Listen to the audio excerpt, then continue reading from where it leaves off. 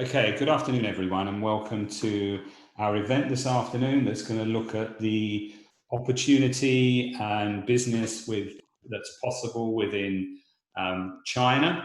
My name is Sterling Murray. I'm MD of the Red Tree, the UK's leading international beauty brand consultancy, and we're delighted to be partnering with Mark Schaub of Kingswood and Mallesons and Mette Knudsen from Knudsen and CRC.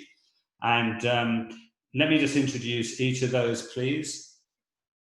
So Mark is a specialist in the whole aspect of trading within China, understands the Chinese market totally. He specializes in foreign direct investment, cross-border M&A, intellectual property and private equity in China, and has been an expert on building businesses worth more than $20 billion in that particular market.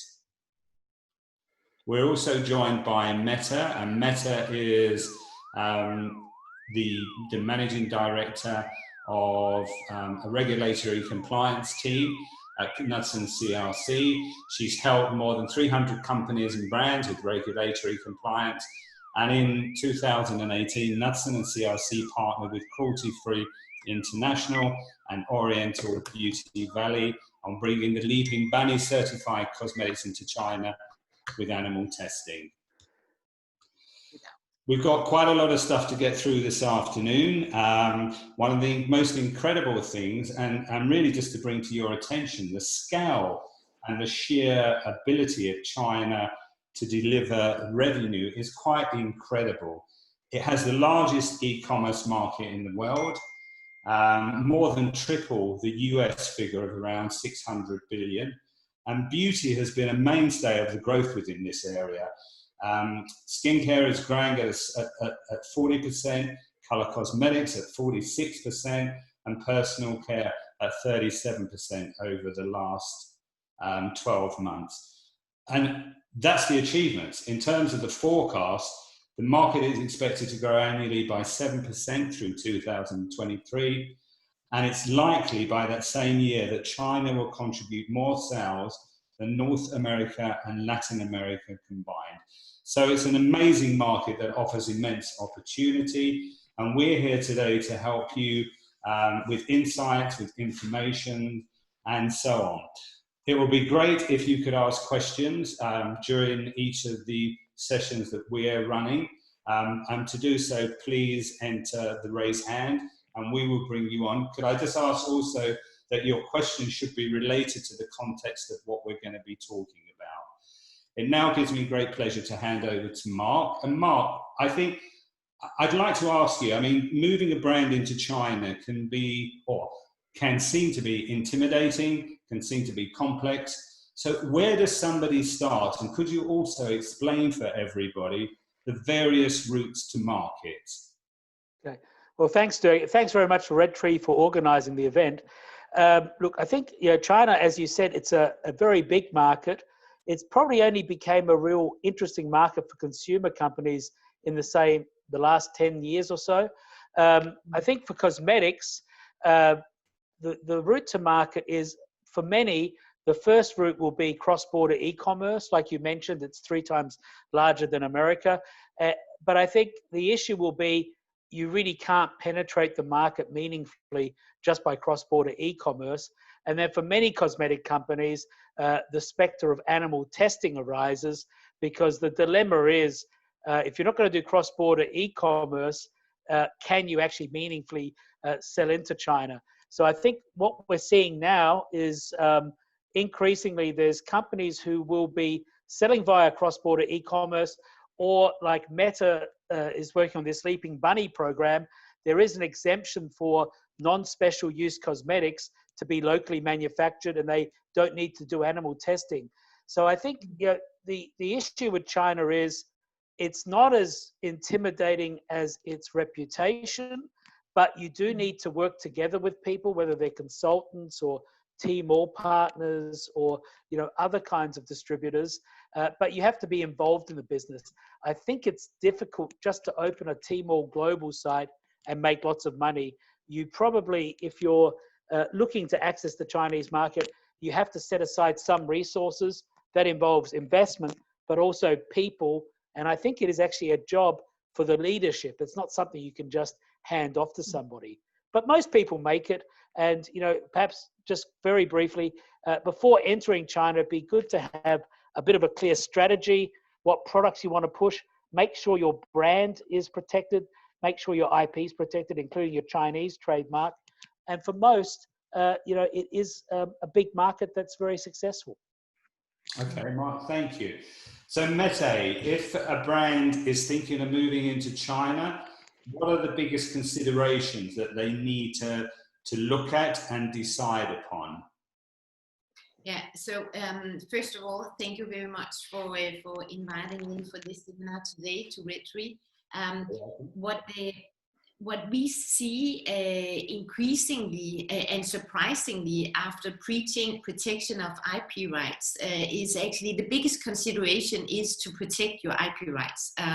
So and we have been preaching this for 15 years in China. Protect your trademarks and keep in control. It's extremely important and increasingly important. And as you mentioned, China is one of the biggest or the biggest market for cosmetics in the world, and it's growing faster than any other cosmetic market. So it's very, very important that the company or the brand decides that this is going to be treated like a second home market.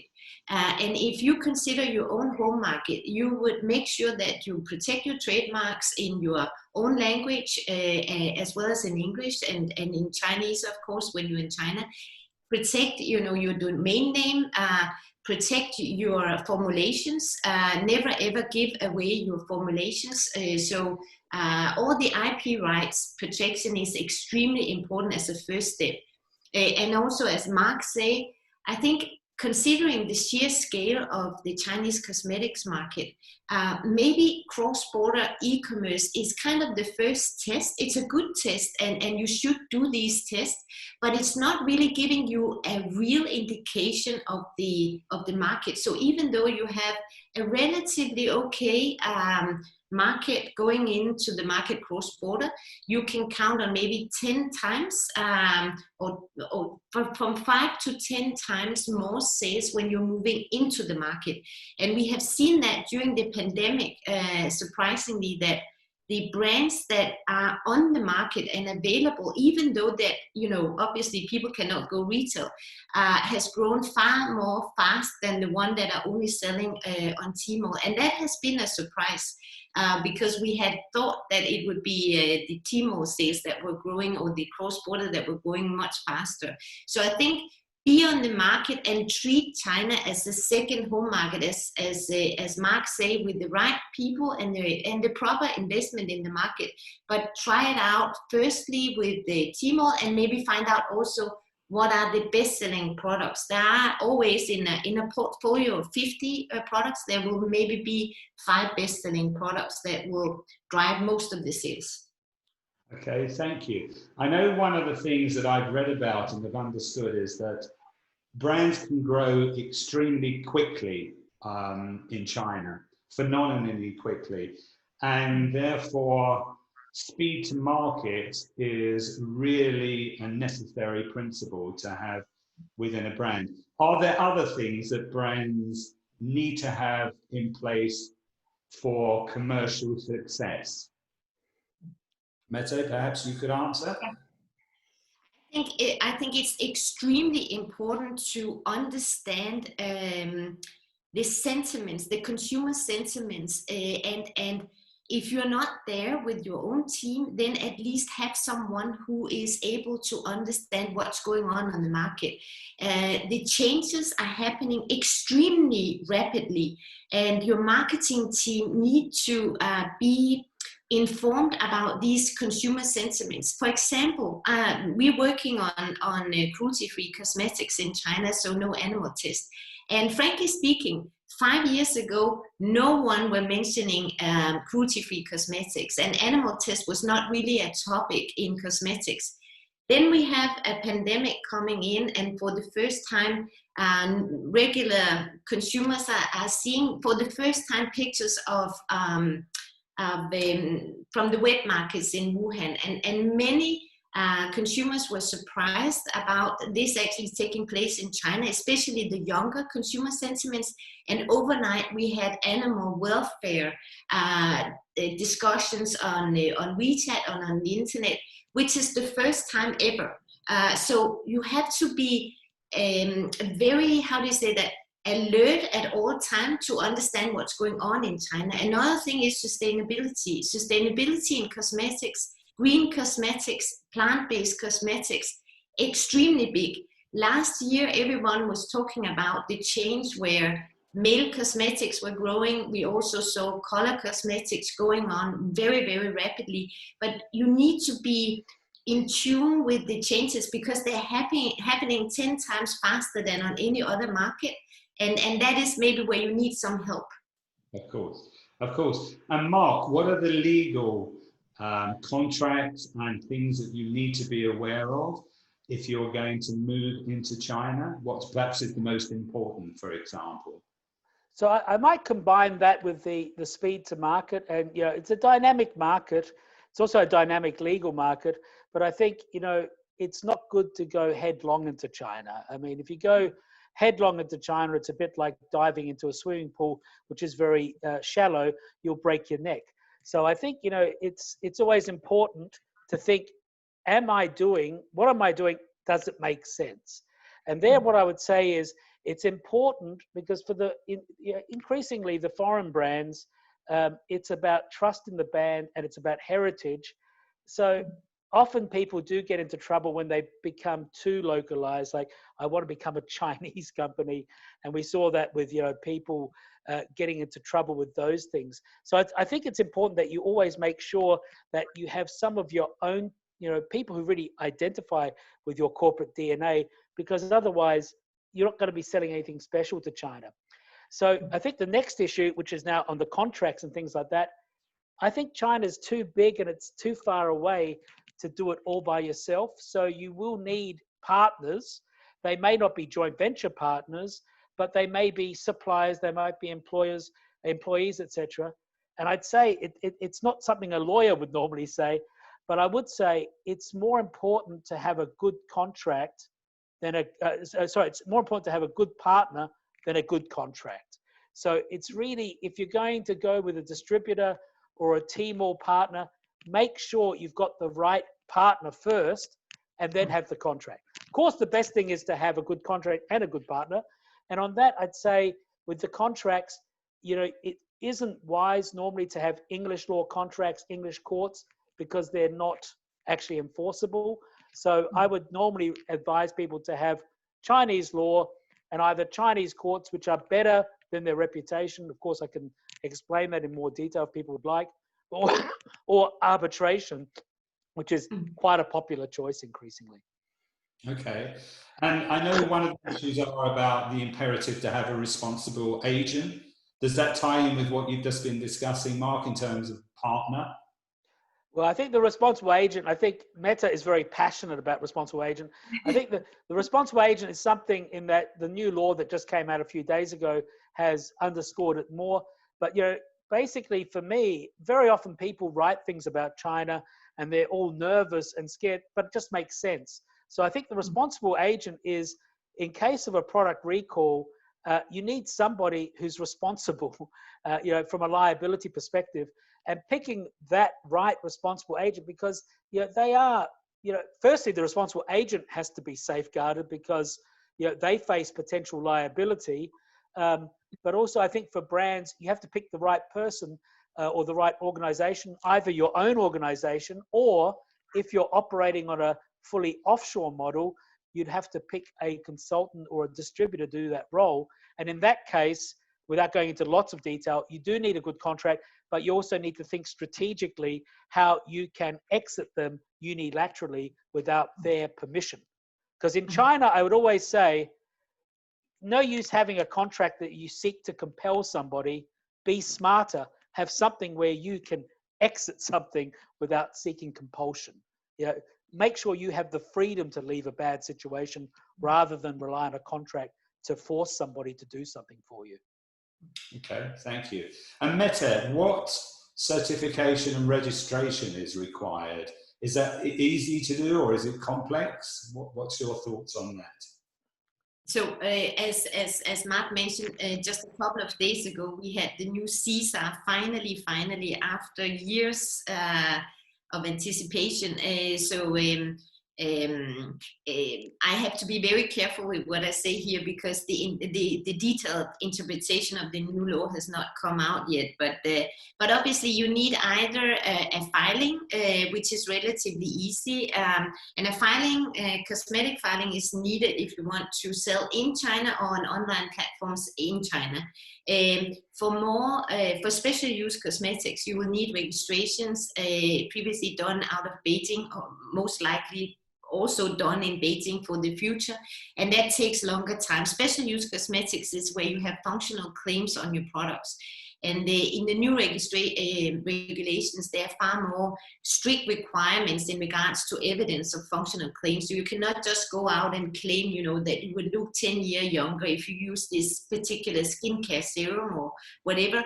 You actually have to document that this is the truth before you can claim it, which is kind of making the whole cosmetic industry more safe and more focused on the actual quality and less misleading claims and this type of things.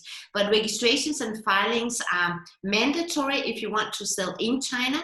You can still sell cross-border without registrations and filings. I would say it's not rocket science to do either registrations and filings.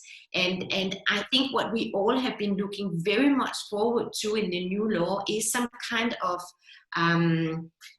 alignment across all the local districts, NMPA offices across China, because it has been extremely frustrating for us is that when we register a product in let's say Guangdong as compared to Shanghai and Beijing, there's a lot of local interpretation, and that can be extremely frustrating for both the brands and us working with the brands to get the registrations done.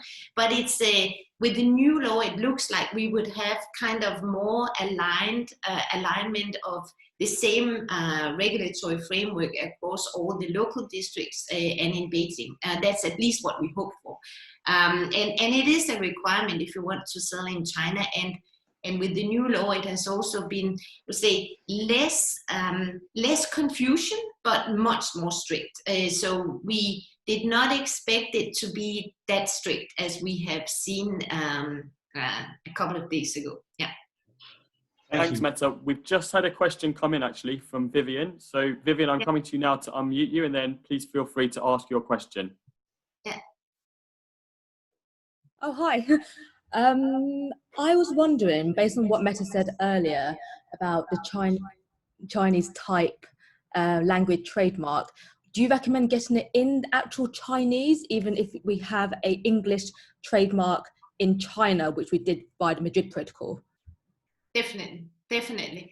And I think, well, I can only say that definitely, because Chinese trademarks, first of all, you can register your product under your Chinese trademark. But another thing, and maybe even more important, is that when you are on social media, you would actually be searched by most often your Chinese name. So your Chinese trademark is extremely important. And I think maybe Mark is the right one to answer, because I can honestly tell you, we do the trademarks just like Mark do, but we cannot help you if you're in trouble. And so when brands are in trouble, we always refer them over to Mark. And unfortunately, it happens quite a lot. So maybe Mark, it's more Sure. a question to you. Okay, thanks, Mette. So look, I think firstly, the Chinese trademark, like Mette said, it's probably 10 times more important than the English trademark. So in the deck, which we will be sending out via Redtree, if you do a Baidu search of most beauty brands' English name compared to their Chinese name, you get 10 times the amount of hits. Secondly, if you don't have the Chinese name registered as a trademark, somebody else will register it. Very often your distributor, and then they can cause all kinds of problems for you. Even large companies like Apple had major problems when somebody registered their Chinese trademarks. Thirdly, the cost is very, very low. It's about £600 for 10 years to do the registration. And you mentioned the Madrid Treaty. Madrid Treaty doesn't work for the Chinese trademarks because Madrid Treaty is just registering a trademark that is existing in one of the other treaty countries. And typically people haven't registered in the UK the Chinese version of the trademark. So like Mette said, there's really no reason not to do it. And then I think if you do expand your business in China, you will need that Chinese name when you set up your company. You will need that Chinese name if you have a bottling arrangement with a Chinese local distributor. You will need that name when you import via customs. So for £600 for 10 years, why not? Yeah. Yeah, it makes good sense. Simon, I think we have another question. No, not that I can see. Yeah, okay, I've got it on the group chat. So it's a question from Mark, which Jack has asked. Jack, would you like to ask your question? Simon, could you unmute Jack, you? Hi, Mark. My question is, at which point, because you say companies have different models or strategies to enter China, at which point should a company start considering establishing a subsidiary in China? And if it is possible to keep an offshore model, i.e. the cross-border e-commerce Tmall global model, and same time with an establishment strategy. Okay. So I think, I think like Mette also agreed. Yeah, the global Tmall global, it's a nice first step. When I look at clients of ours who have got businesses in China, you will find that probably 70% of their sales are Tmall, 20% are B2B or something, and then only about 10% is global Tmall. I think Tmall Global, it's not mainstream, but for cosmetics, if you were doing something like food or if you were doing furniture, you could easily set up a subsidiary in China. The big problem for the cosmetics companies is the cruelty-free, and there I think you have to work out. And cruelty-free, I mean, I don't want to go into details because that's a very complex, but basically there are these two exemptions. Mette and her group are working with Cruelty Free International, the UK organization, on a pilot project, but there are also other ones how you can do it. Dove and Avon are doing it. So I think really, if you're not cruelty free, well, you can enter China tomorrow. If you are cruelty free, you need to check very carefully what it means to your company, because cruelty free is not actually a legal term. Different people have different feelings of what it means. And some say it includes the ingredients, others say post-market testing is included. So it's complex. Cosmetics is a bit special for this specific area. So I don't know if Mette, if you... Is that okay, Jack? Does that solve your answer your question? He's on mute again, I think. Okay. Simon, I believe there's another question. About the second part, if a company chooses to establish in China, but before that they had a cross-border model, can both models exist? Yeah. They can exist in parallel. It's no problem. Look, most people would keep Tmall Global. I mean, I think by its nature, it has to remain distinct. But people might even set up a company in China just to get ready to do some marketing. It's not that expensive anymore to set up some entity in China. So I think Tmall Global is separate from a local business, but there's no reason not to do both in parallel. Okay, thank you, Mark and Mette, for those answers.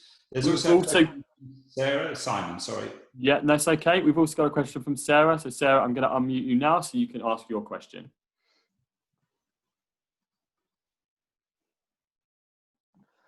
Thank you. Thanks. Hi.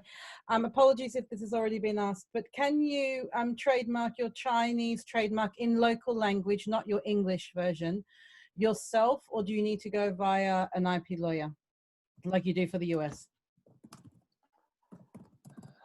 So should I answer that? I don't know if anyone else is willing to. I think the I've never heard of anybody doing it themselves. It's quite broad. Lawyers can do it in China. Trademark agents can do it. I think actually Alibaba has an artificial intelligence motor that can do it. I don't think you could easily do the application yourself because there is quite a bit of paperwork, but it's relatively cheap. It's a commoditized business. So most of the 600 pounds I was discussing, most of it is actually the official fees. So I don't think you could do it because I think you have to be either a trademark agent or a lawyer, but it's not a big expense. And one other thing is you're not even limited in China to Chinese. You can do Farsi, Russian, you can do all kinds of languages. So there's many different languages you can register in China. Thank you. Okay, Mark, thank you. There's a question from Ben, but I think we want to leave that to a bit later on because it raises a number of questions about trade in total. So if I could just ask you a couple of questions as well. I mean, you've made clear about the contracts and the trademarks and the IP. What about the commercial activity? For example, how complex is Chinese advertising law? What does somebody need to think about and consider before they enter into China in terms of their marketing strategy?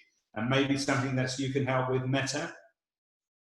Yes, it's a very, very relevant question. And also because we have increasingly seen companies being punished quite harsh because it's not only about functional claims, so the normal functional claims that you would use in your home market that you need some advice in order to understand whether it's actually allowed to claim the same kind of effects of your products. This is number one. But there are a number of also, I would say, political sensitive terms that you have to navigate in, and they may get a little bit more sensitive at the moment. So you really have to be careful. I think that in our company, we have had other clients that has flags for different territories, and you really have to be, I would say, consult with experts here because you may not understand what is sensitive and what is not sensitive. You may understand about the functional claims and whether these are documented and so forth, but for something like your website, your WeChat post, your Weibo, and this kind of thing that are hosted in China, you have to be extremely careful. The punishment, the first punishment is often that you get stopped, like your website and your WeChat and everything is down for a period of time, and then you get a warning and you are asked to correct these issues. Maybe for months, maybe for 2 months, and it can be pretty harsh because it can also be your Tmall store where you have these functional claims that are not documented or other sensitive wordings.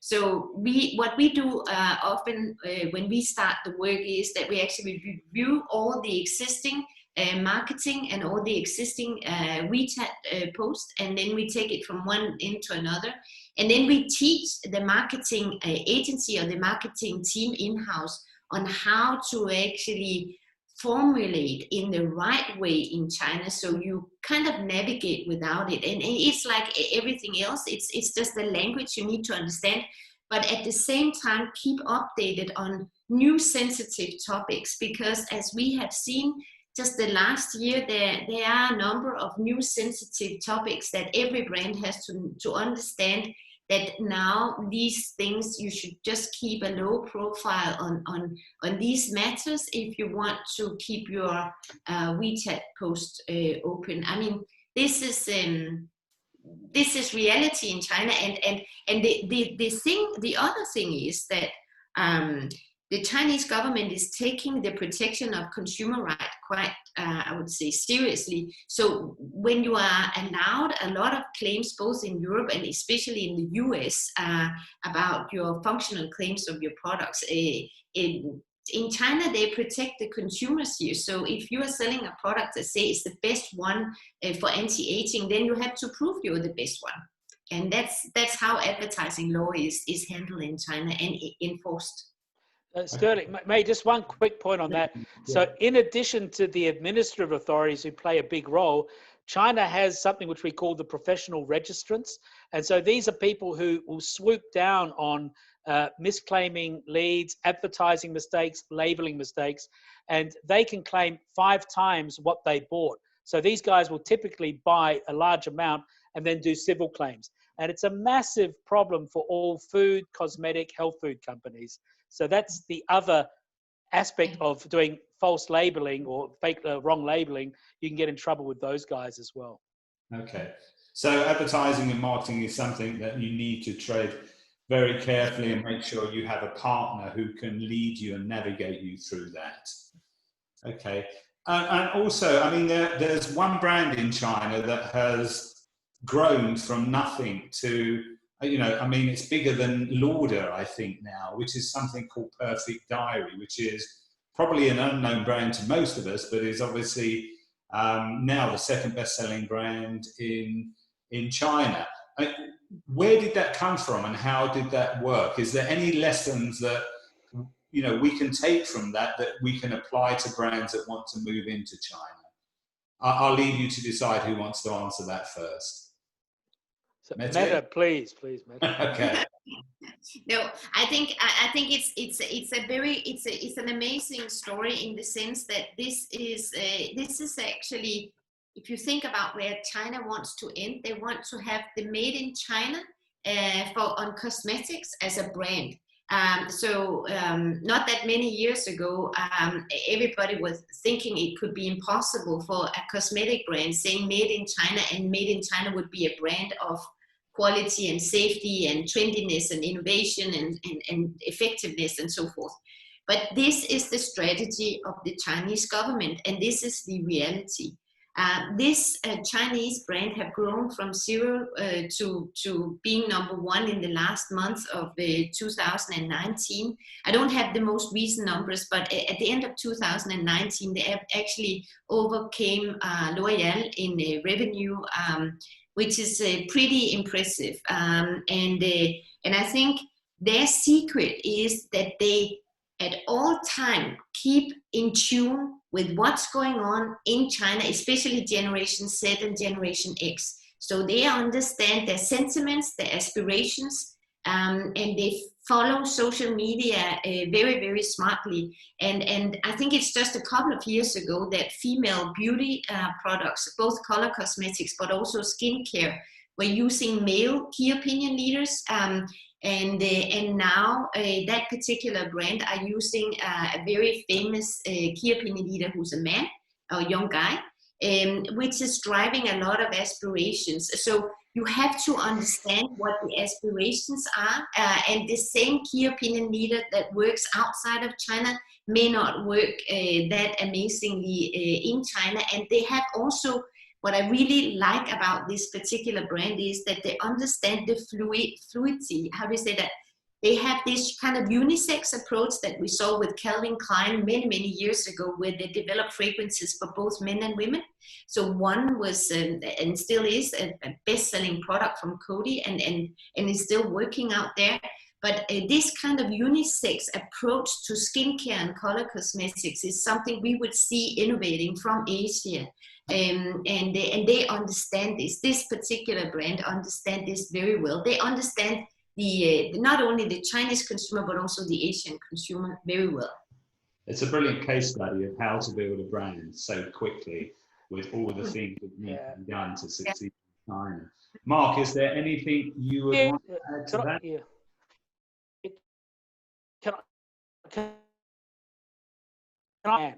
So I think, you know, in China, we've often people say company or whatever, and very often they fade away 6 months or a year because it is very dynamic. So I think, you know, we have to be always cautious. It is a dynamic place, and you know, they have done something very impressive, but it wouldn't be the first time that somebody came up, you know, about 5 years ago, it was the Lavender Bear. Everybody was saying the Lavender Bear, they were going to make movies, they were going to do all kinds of things, and then it just disappeared. So China is a place where stuff happens and then it stops happening. So, I think it's also important to note most of the brands who are bestseller now, they were a bestseller 5 years ago. So, there is a certain amount of kudos to be in the market and not just be a bright, shining star briefly. And we certainly know a number of brands that have succeeded unbelievably well. Filorga, for example, was one of the first entrants into China. And, I'm sure their rapid growth, because I think just before it was sold to Colgate-Palmolive, China was doing about 75% of their total business. And the business sold for 1.4 billion euros. So it just goes to show that if you have a very strong Chinese business that is showing rapid growth over a good number of years, you become a very attractive acquisition target for major companies. ISDN is a Spanish brand that I know has done extremely well. And of course, Bulldog as well, going into the market with certified cruelty-free international has made a big difference. So it's an interesting market where, if it's handled properly, growth can be rapid. We have a couple of questions that I think would be useful to address. So, Simon, if perhaps you could unmute Ben first. Yeah, sure. I'm going to Ben now.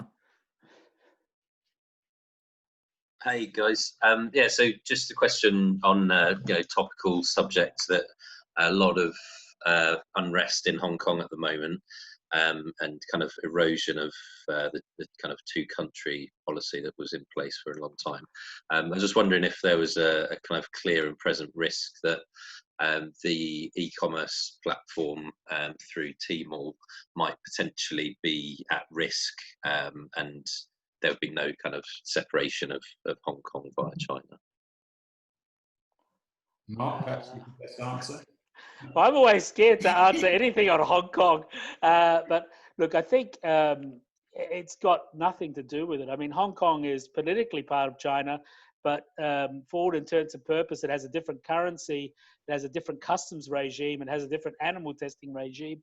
And so I think companies in the past have used Hong Kong maybe 15 years ago as a place because that was where there were Chinese people buying expensive product, and maybe in the last 5 years as a place to target wealthy Chinese tourists.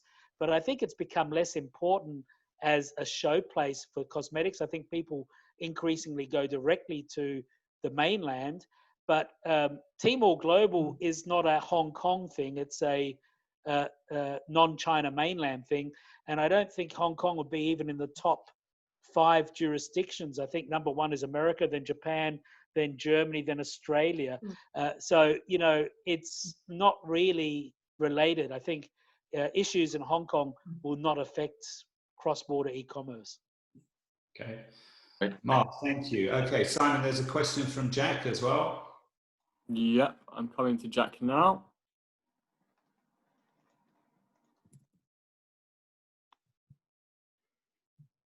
Hi, Mette. Hi, Mark. Nice to see you both. I wanted to ask a couple of questions about animal testing. So the first is there any risk of animal testing happening on products which are on shelves in China, but then are recalled because of a safety risk or some kind of product testing problem? And then the second question is, do you think the requirement for toxicology testing on animals for non-special use cosmetics will change in 2021? Thank you, Jack. Good question. Why am I not surprised that these questions came from you? No, they're very relevant. So for the first one, this is an area where we have done research continuously since 2015 and continue to do so. What has changed in China with the new regulations, and when we say there is a new regulation coming out this week, it's actually not entirely true, because we have had a number of new regulation leading up to this CSA. So for the supervision, the market supervision, we have already seen a lot of changes in that regard. And basically it's like this, that the government is pushing now the responsibility for the quality and safety of the products from the authorities that previously were in charge of testing and checking and doing the product recall and whatever there might be wrong with the product in regard to quality and safety, this responsibility is now shifted back so that the company, i.e. the responsible agent, the brand owner and the manufacturer are in charge of quality and safety. What we have seen in the last 6 months is that the companies are notified. They're notified that we have found XYZ in your products by testing. Is very often antibiotics or heavy metals. We haven't seen any toxicology test, obviously, because it's too slow.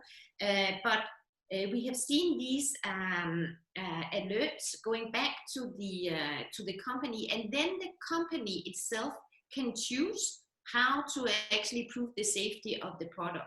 If that involves a toxicology test, it's up to the individual brand to say, no, thank you. We are not interested in conducting animal tests in China, so we would rather not sell that particular product in China. I just want to stress, we have never seen any company being asked to conduct a toxicology test to prove the safety. And we have been monitoring this for a long time. So our evaluation today is that we would put the responsibility to the brand to decide whether they want to conduct the animal test as a proof of the safety of the product. And if they don't, they cannot sell their product if they are asked to do so by the authorities. So short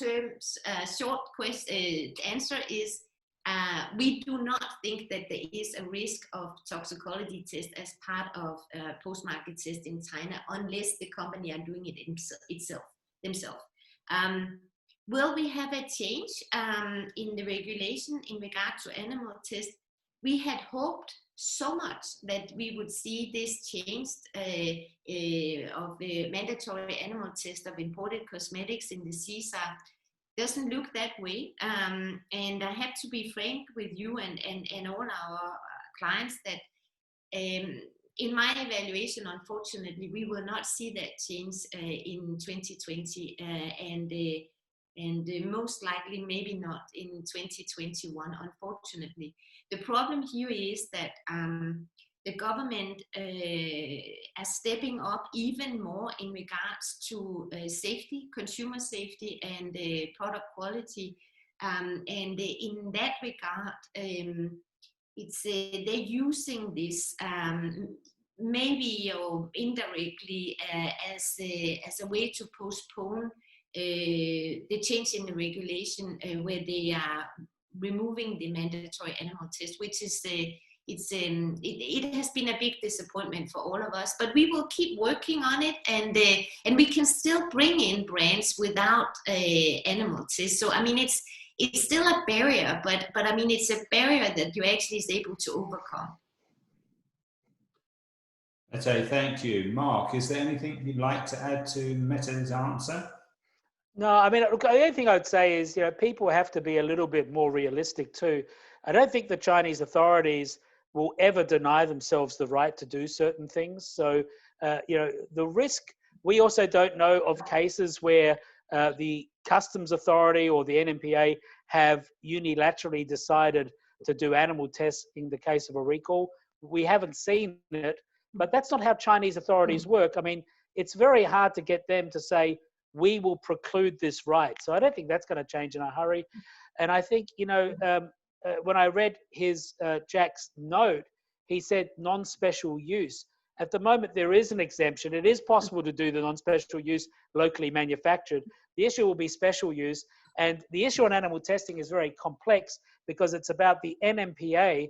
And I don't want to go into great details, but you really have to go into the hygienic standards. So if there's a toxicology report, it goes in great detail how you do it. So there's not a simplistic law that says you must test on animals. You have to actually look at how the laboratories do it and the protocols they follow. So I don't think it's going to change in a hurry, but it's not as bad as people think. And then often people think that the Chinese authorities are behaving in a certain way where it's more perhaps their cultural wish to retain discretion at the hands of the authority. I think One thing which might make it change. Can I? Oh, sorry. I just one quick one.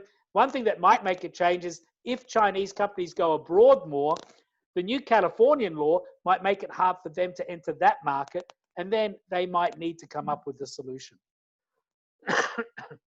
Okay, Yeah. Mette, you wanted to say Can something? I add? I just want one thing, and I think this is something we rarely talk about, but actually in the Chinese laws, it doesn't say that they have to use animal tests as part of post-market test, but in the regulations, it's not specified that there is a ban that you cannot use animal test as part of post-market test. And in our consultation and meeting with the authorities, when we are discussing these matters, their reply is, as our focus is on consumer safety, obviously, why would we ever use an animal test as part of a post-market supervision? Because obviously the products are already sold, and an animal test will take at least 3 months to get a reply or result. Meanwhile, a lot of consumers are actually exposed to a potential risk.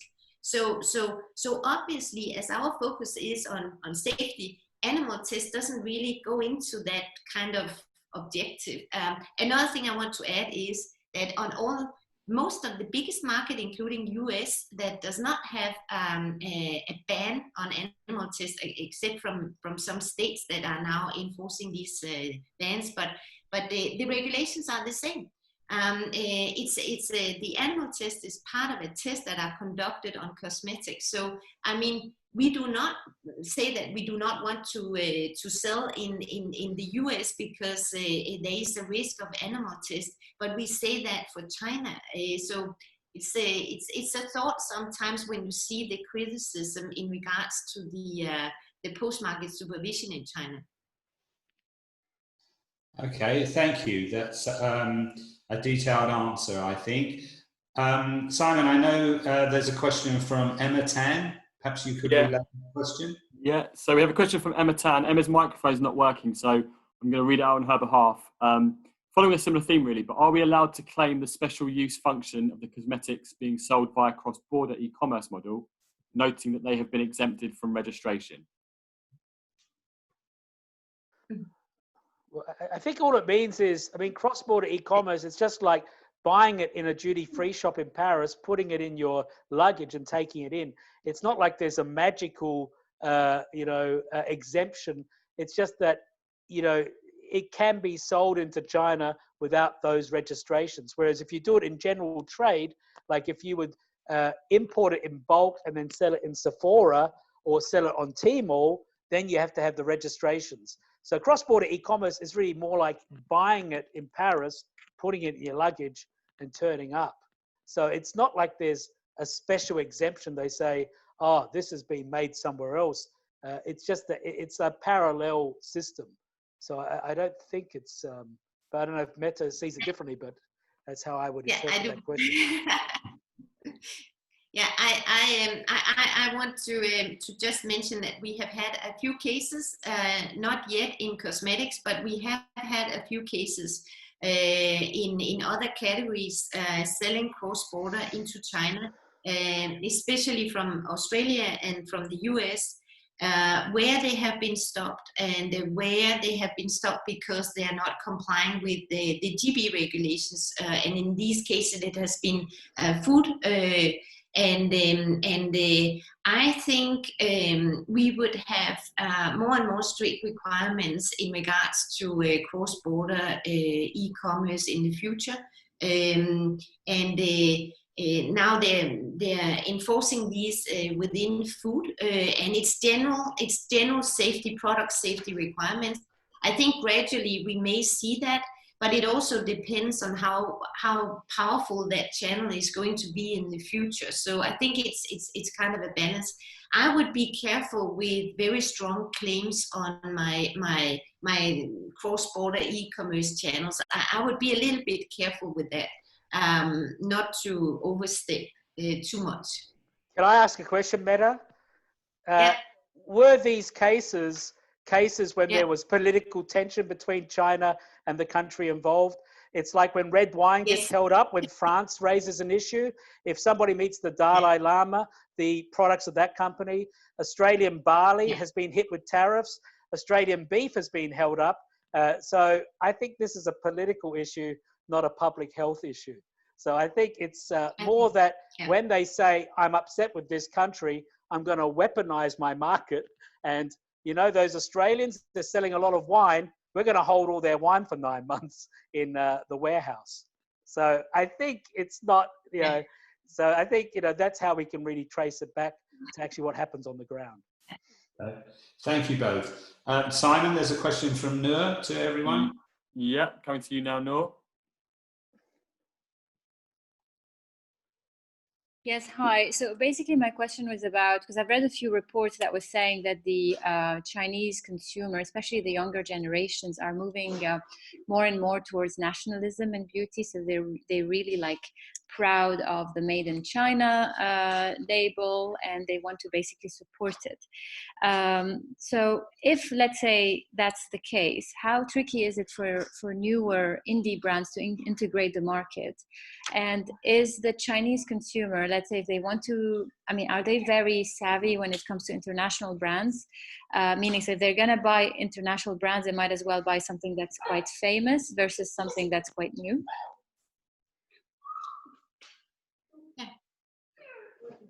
Would you answer, Mark, or should I?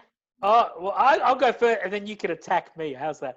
So, look, I think it's not just about beauty. I think in the last 15 years, you would have seen, or last 10 years, there's a lot more, nationalism's an ugly word, let's say national pride. So I think, you know, many people now would own a Huawei phone rather than a Samsung phone or an Apple phone. So I think, you know, 20 years ago, the default Chinese view was Chinese products are not good, foreign products are better. I don't think that's the case anymore. I would say young people, if we're talking about young people, which I think was what you phrased it, I think they probably are more interested in the indie brands than perhaps the brands that their parents were interested in. So I think the difference is 30 years ago, when I first got to China, nobody had any money. So they would buy whatever they could get. They didn't have any money. But now they have lots of money, and it's a big market. So I think those young consumers are very savvy. And I think bespoke brands, something that resonates with them, have got a better chance than even 5 years ago. You know, because if you see, you know, LVMH bags, I don't like to see them in China anymore because you see them everywhere. So I think these young Chinese consumers are looking for something a bit different. And I think it's a good time to enter the market, but it's a very competitive market. You have to compete with Chinese brands, but also Korean brands, Japanese brands, American brands. Everybody's there. So it's a tricky market, but I don't think it's because of nationalism or national pride. That would be what I would say.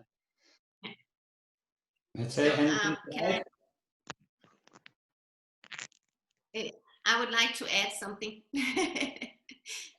So I agree with Mark. I think indie brands, and especially indie brands that understand how to tell their story and are transparent. I think transparency is going to be what we call the new black.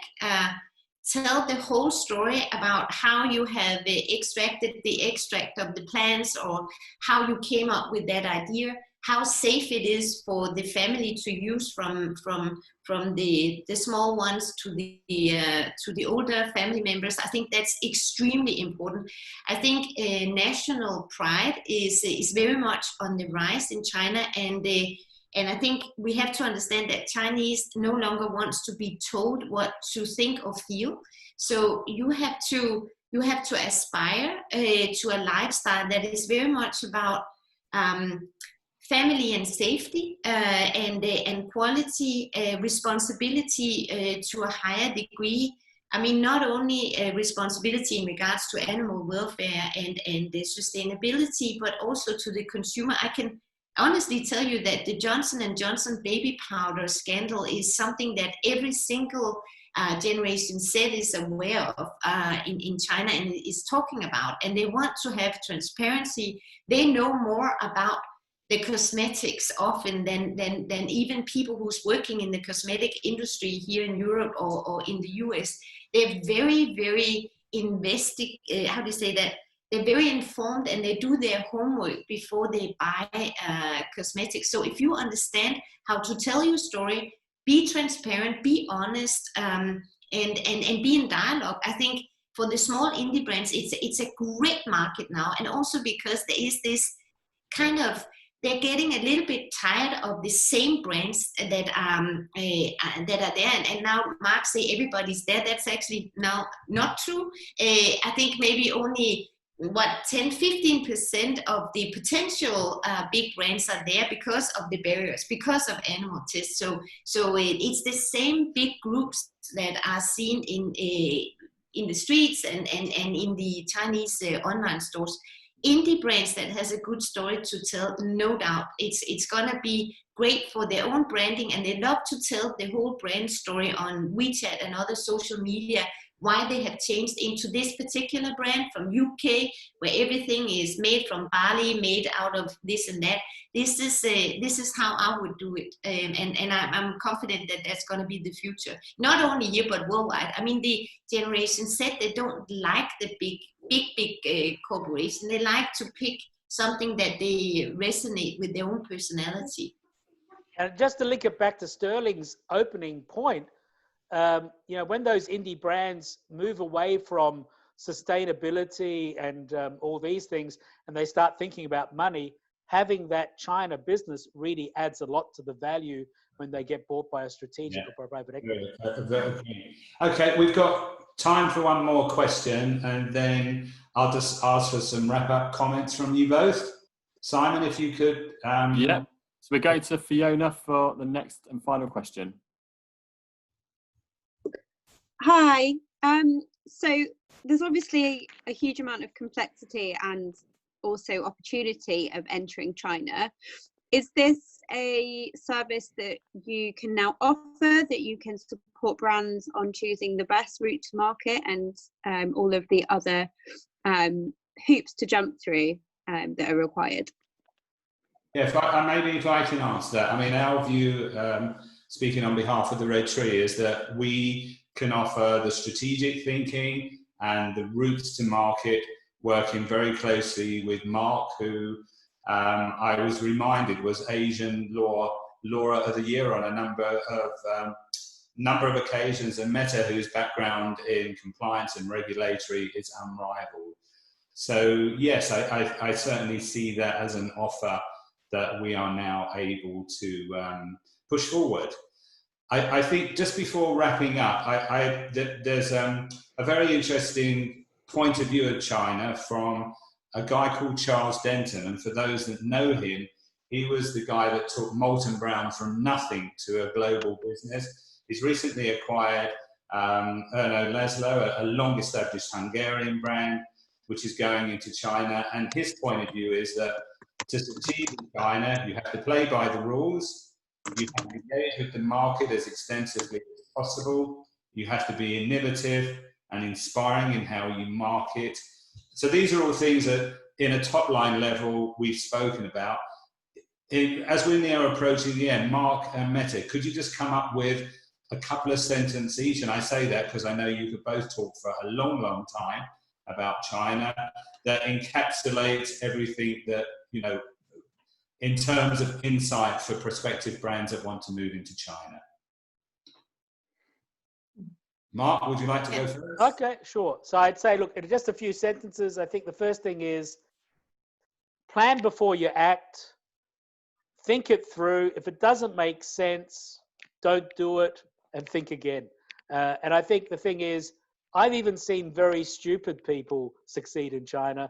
It's really only the very, very stupid who continue to do stupid things that, you know, seem to fail. So I think it's not as bad as people think, but it's important to prepare. Mette?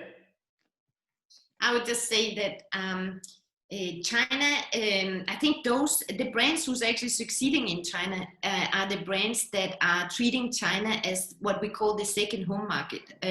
You have to treat China as your second home market. You have to invest the best people there. You have, as Mark say, do all your planning right and so forth, but really treat it as a second home market, because if you do that and you actually invest the same kind of minds and resources and time, I think you're on a pretty good track to success. And then control. That's my second one. Never, ever, ever give up control on this market, and never. It's so important, and this is where we see the worst cases, the biggest success stories fail because they have given up control on the market. So keep in control and treat it as your second home market. That would be my kind of advices. All right, well, thank you both for a very insightful and informative session. As we said, if anybody wants to contact us, our details are on the final page. And I know we'll be continuing discussions with Mark and Mette, and I'm sure there are many ways in which we can help brands to move into what can be a most incredible market. So thank you all, and also a big thank you to those that have attended today. Take good care. Bye-bye. Bye. Bye. Thank you.